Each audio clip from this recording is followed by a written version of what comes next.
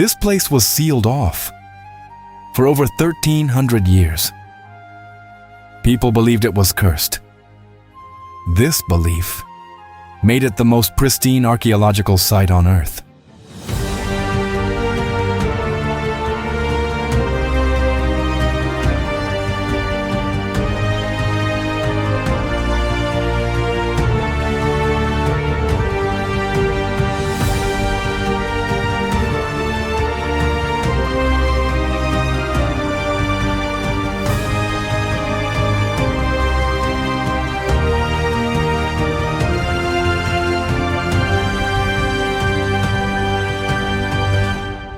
Welcome to Saudi Arabia. The world thinks it knows this country. Desert, oil, restrictions. But there is a canyon with water and palm trees in the middle of nowhere. A crater that baffled geologists for decades. A ground that was once a tropical ocean floor. And coral beaches that no one imagines exist here.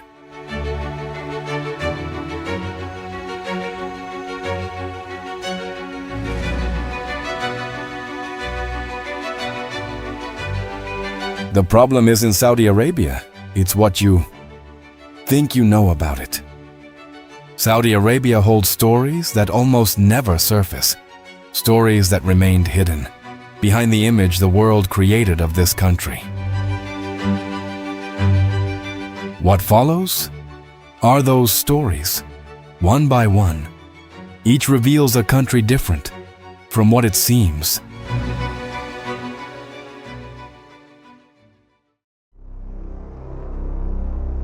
Beneath the largest sand desert on the planet, there is water, lots of it. These are underground reservoirs with water that fell 30,000 years ago, long before the first pyramids of Egypt.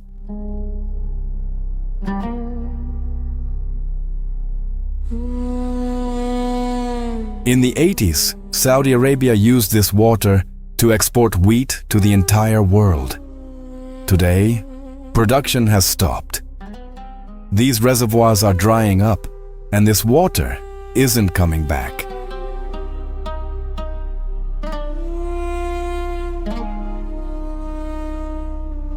It took 30,000 years for this water to accumulate. In less than a generation, the country used it all. It will never return. What is now Asia's largest desert was once a green savanna.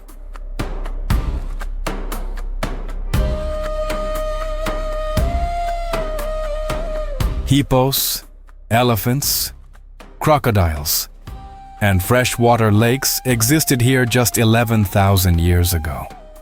For comparison, the pyramids of Egypt were built 4,500 years ago.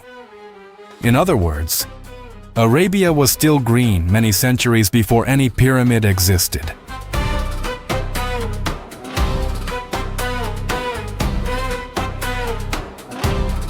Archaeologists have found hunting tools dating back 400,000 years in the middle of the desert. Hippo fossils show that humans crossed this territory to reach Asia and Europe. Saudi Arabia may have been the path through which the first humans left Africa and spread across the globe.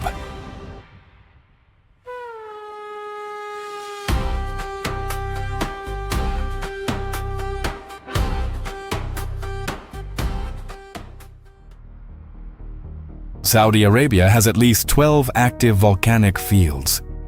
The last documented eruption was in 1256 AD. It happened just a few miles from Medina, one of Islam's holiest cities. It lasted for 52 consecutive days.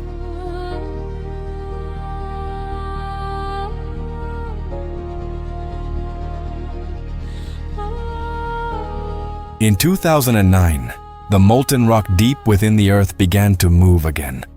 The tremors it caused forced 20,000 people to flee their homes in the northwest of the country.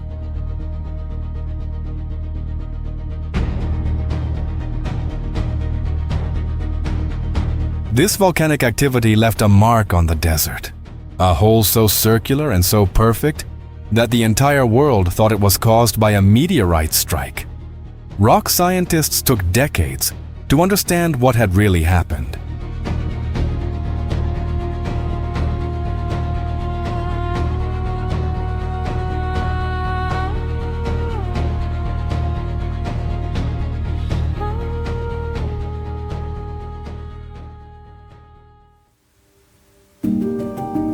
Every day, somewhere in the world, someone lights a fire and puts on the first cup of coffee, unaware that this ritual began in Mecca in the 15th century.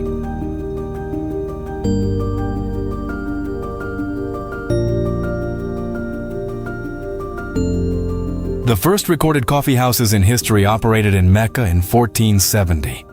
The giant coffee chains that exist today across dozens of countries started from these coffee houses.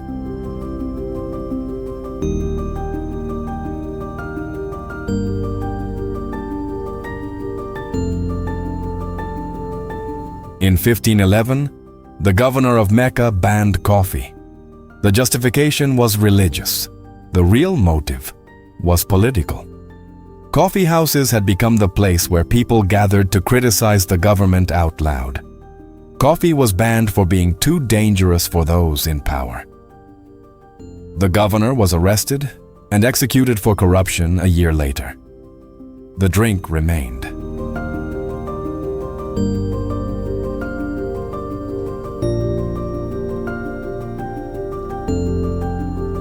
The floor of this desert is full of coral fossils and seashells. This is because this entire territory was once the bottom of an ocean, a tropical ocean, 150 million years ago, before the dinosaurs.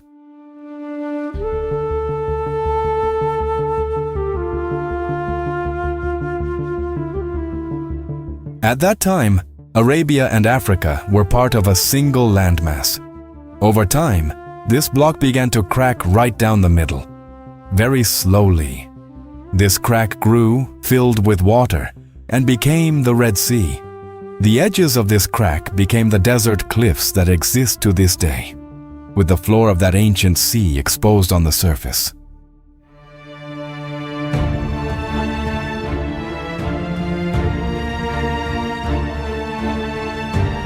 To give you an idea of the depth, the Eiffel Tower is 330 meters tall. In this ocean, it would disappear completely. The Red Sea is still growing, 2 centimeters per year. The process hasn't stopped.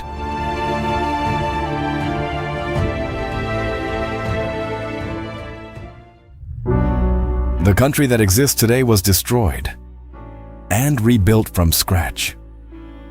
In 1818, the Ottoman Empire's army, the largest empire of the time, based in what is now Turkey, demolished the Saudi capital to its foundations. The leader was taken to Istanbul and publicly beheaded. The entire royal family was arrested and sent to Egypt.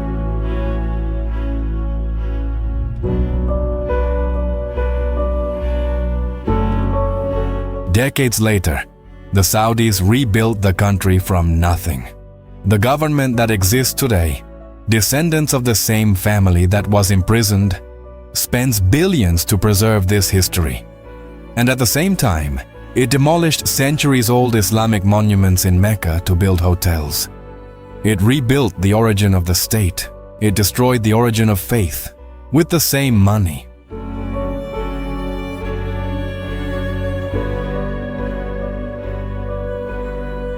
These stories aren't in any travel guide. They are on the ground, in the rocks, in the ruins, in the crystals that form at the bottom of a crater. Saudi Arabia isn't hard to show. It's hard to believe. And now, we will journey through these places.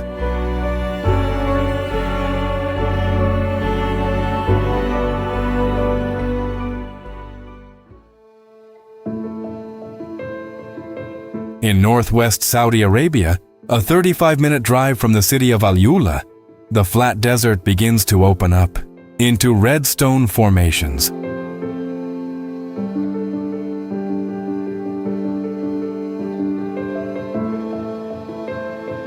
This is Hegra, a city of 2,000-year-old tombs, built by the Nabateans, an ancient civilization that dominated trade in this region and carved their funerary monuments directly into the desert rock.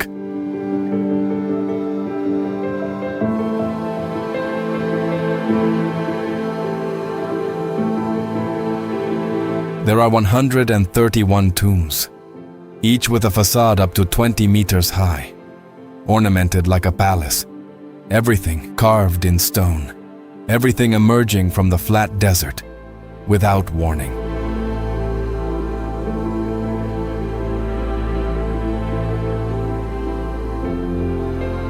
In the late afternoon, the light turns the sandstone into glowing embers. There are no birds, no constant wind. The silence is total, the kind that makes you notice your own heartbeat. The hot stone has its own scent. The nights arrive cold, with stars reaching the horizon.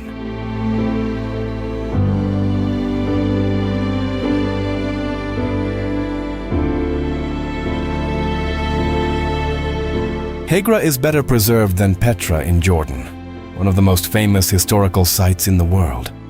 And the reason for this preservation is unlikely.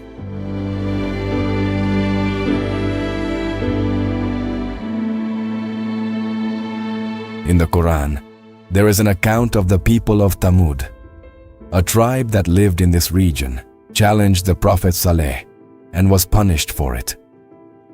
This account caused generations of Muslims to see Hegra as a cursed land, a place to be avoided.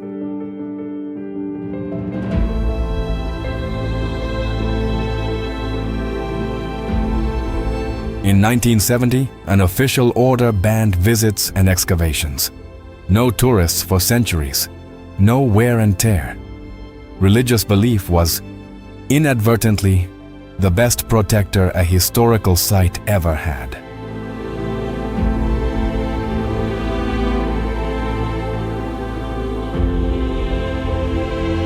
The Saudi government opened Hegra to tourism in 2019.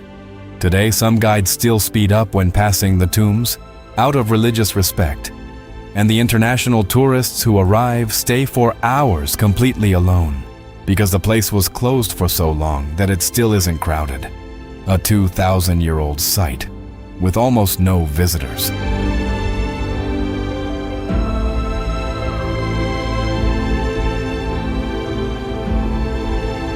The government wants to transform Hegra into a $1 million tourist destination, but some locals still believe it is cursed land.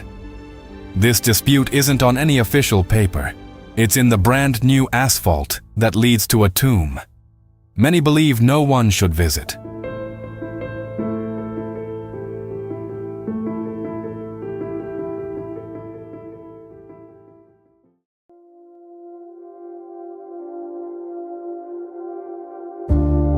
From Hegra, the route heads inland, 90 kilometers from Riyadh. The ground simply stops.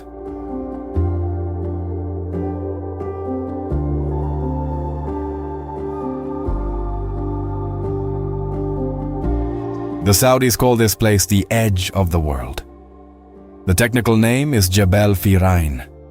It is a cliff with a 300-meter vertical drop in the middle of the desert. The horizon takes over everything. Below, only silence and distance.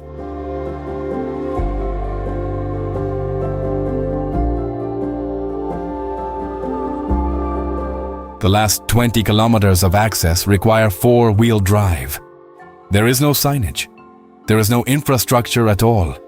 And then, the earth opens up.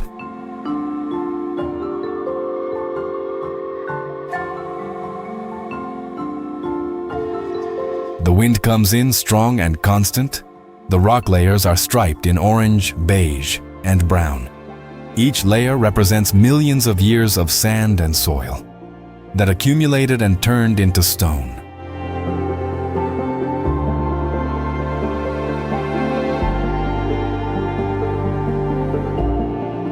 At night, without any light pollution, the entire Milky Way appears over the abyss.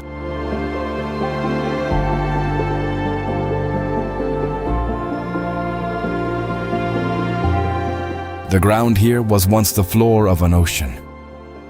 A tropical ocean that existed 150 million years ago. Fossils of corals, mollusks, and shark teeth are still in the rock. You can touch them.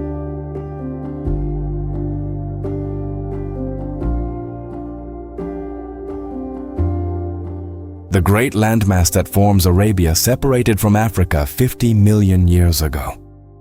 This movement created the Red Sea and raised these cliffs.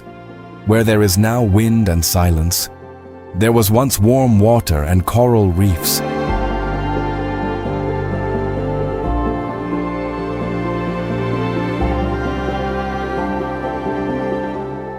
In the valley below, camels cross in single file, along the same paths used by traders 1400 years ago, who transported gold, spices, and incense between Arabia, Africa, and Asia. The marks these caravans left on the stones are still there.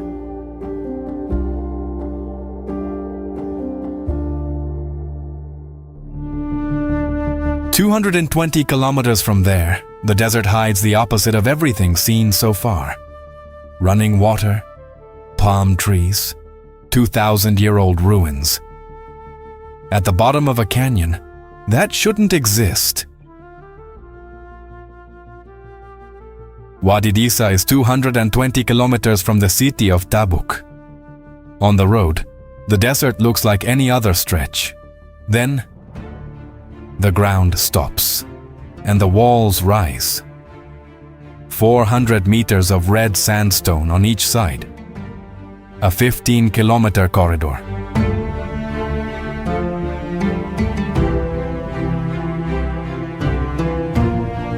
From the bottom, water flows. Springs that don't dry up even in the 45-degree summer heat feed a forest of palm trees.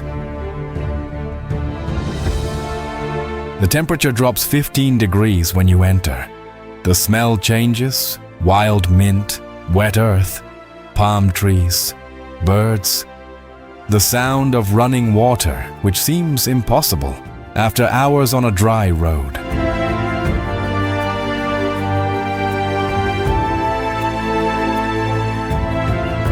At the base of the walls, there are funerary monuments from the same ancient people of Hegra, with inscriptions carved into the stone 2,000 years ago. They sit right in front of pomegranate and citron orchards.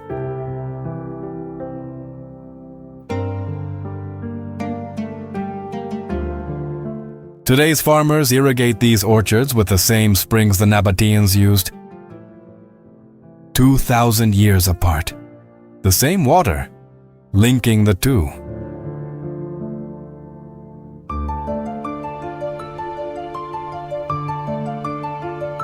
This canyon sits exactly between Saudi Arabia's two largest tourism projects, Neom, 240 kilometers away, and Al Ula, 265 kilometers away. At the middle point, one of the country's rarest landscapes exists, and almost no one stops here. When Neom is finished and opens to visitors, the flow of tourists in this region will change completely. This canyon, currently almost unknown, exists with an expiration date.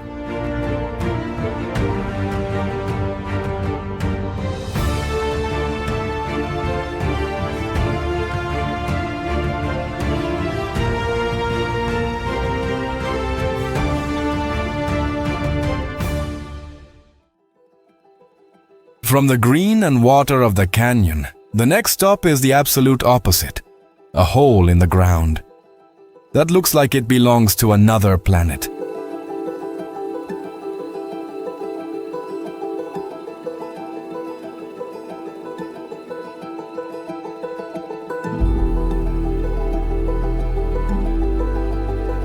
Wahbah Crater is 350 kilometers northeast of Jeddah, in the middle of a plateau of black rock.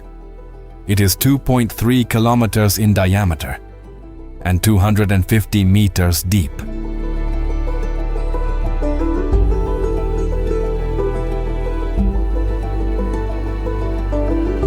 The bottom shines in white, White crystals cover the crater floor like snow in the middle of the brown desert. The edges are black basalt, absolute white, against absolute black.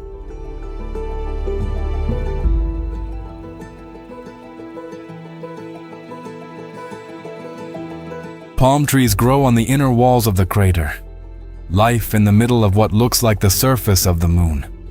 For decades, even rock scientists thought it was a meteorite impact, the perfect circular shape. Fooled everyone.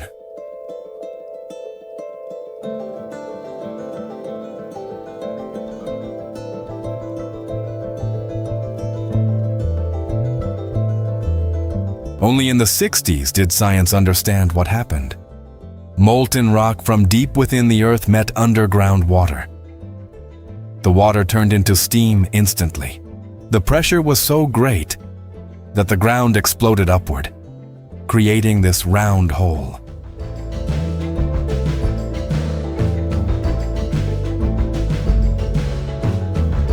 The white floor isn't salt.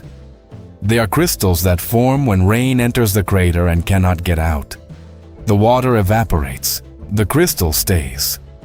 With every rain, more crystals, layer by layer.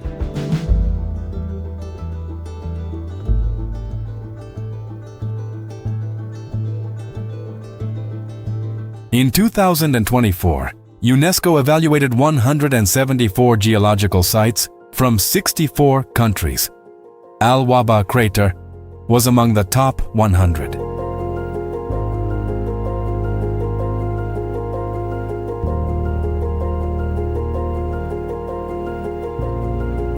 There are still no bathrooms, restaurants, or signage. There are no rangers to control access.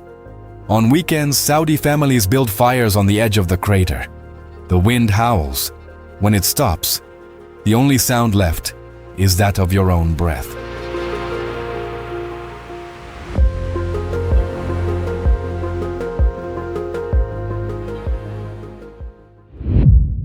From the crater, the route climbs to the southwest, toward a village built on a mountain of white marble.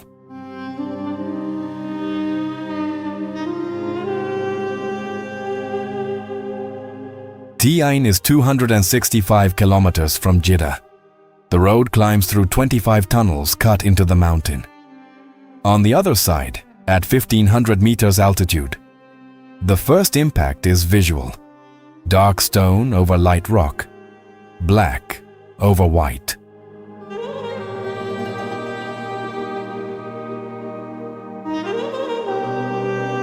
"58 houses made of dark stone stacked on a mountain of brilliant white marble. This contrast exists nowhere else on the planet.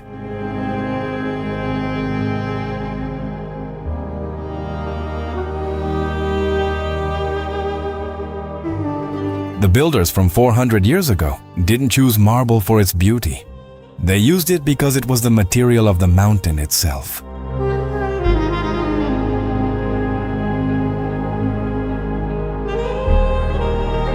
But the choice had an effect they might not have even known. The marble reflects sunlight. It keeps the interior of the houses cool. No paint, no lime, no modern system. Engineers still study this principle today.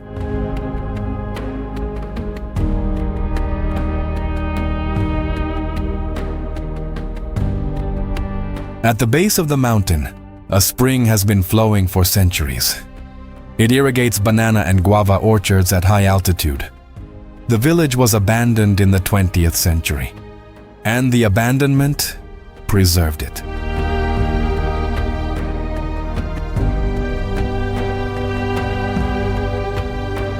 Doors that still open, rooms with cedar beam ceilings, stone corridors that hold the coolness, even in summer.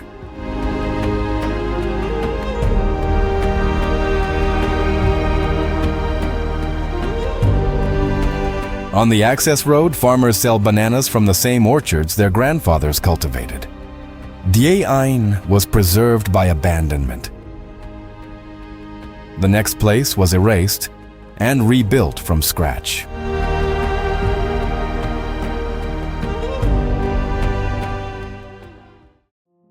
Less than half an hour from downtown Riyadh, there is a city that took the opposite path. It was completely destroyed and rebuilt, brick by brick, over its own ruins.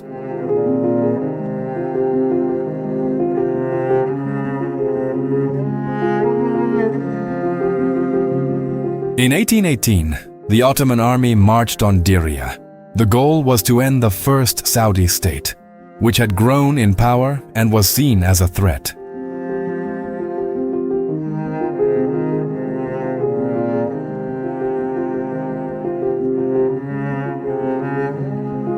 The city was demolished from the ground to the very last wall. The leader was taken to Istanbul and publicly beheaded. The entire royal family was arrested and sent to Egypt. The state was erased. What exists today was rebuilt over those ruins.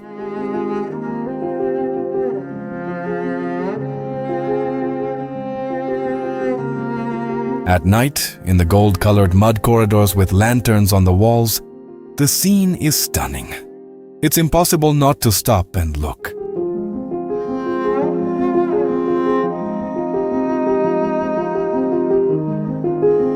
Bedouin guides dance the Arda, a war dance of the Shamar tribe, the same one performed before the battles of the 18th century for groups of visitors.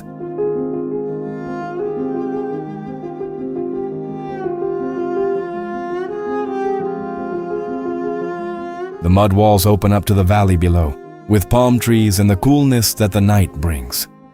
Many people call Diriyah a theme park, an artificial set.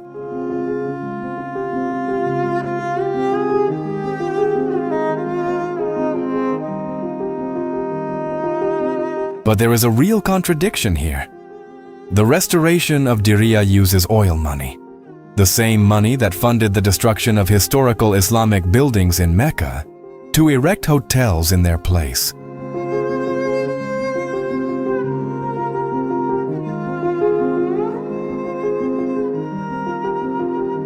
It rebuilt the cradle of the state. It destroyed the cradle of faith. The same money, the same decision, different places.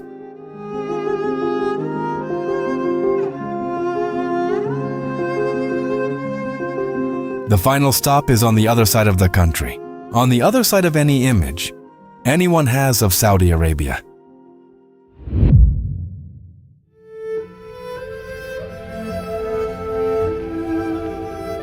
The Farasan Islands are in the Red Sea, 50 kilometers off the coast of Jazan, in the far south of the country. A free ferry leaves every morning. The crossing takes 50 minutes.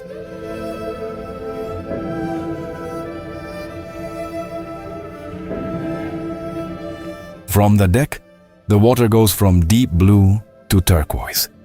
The clarity is so high that you can see the reef floor at a depth of 30 meters, even before entering the water.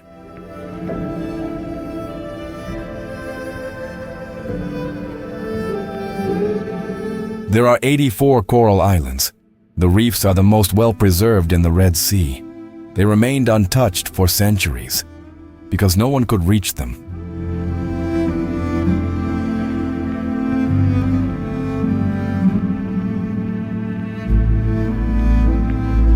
Dugongs, the so-called sea cows, live here, green turtles, dolphins, and giant rays too. White sand beaches, completely deserted.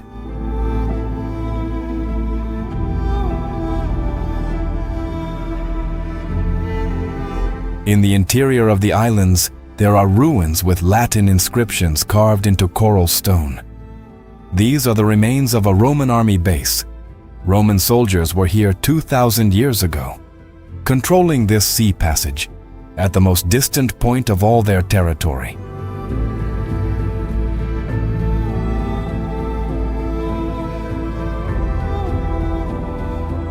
On the beach, gazelles graze freely in the sand, a subspecies found only on these islands, one of the rarest in the world. Animals that have never gone anywhere, in a country the entire world thought it knew.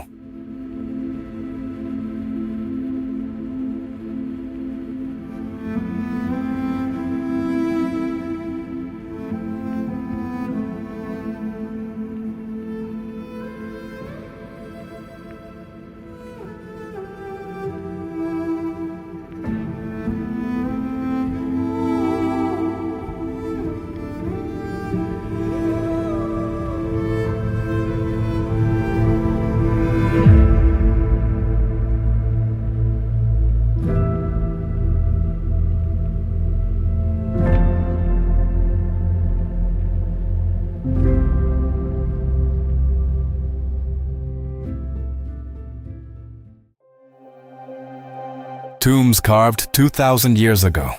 A cliff over an ocean that dried up 150 million years ago.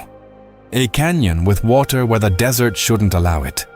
A crater that fooled science for decades. A marble village built on the mountain itself.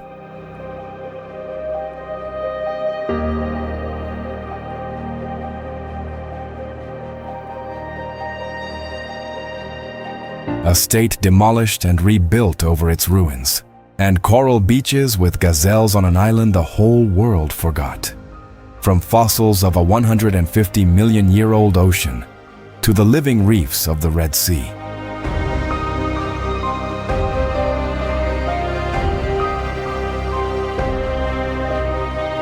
From a cursed place to one of the world's top 100 geological sites.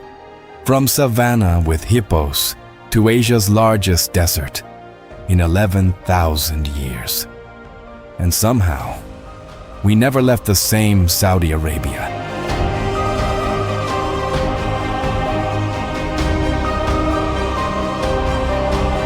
This country isn't misunderstood for lack of information. It's misunderstood because what the world chose to show was simpler than what exists on the ground. What is here is real. And almost no one has gone to look.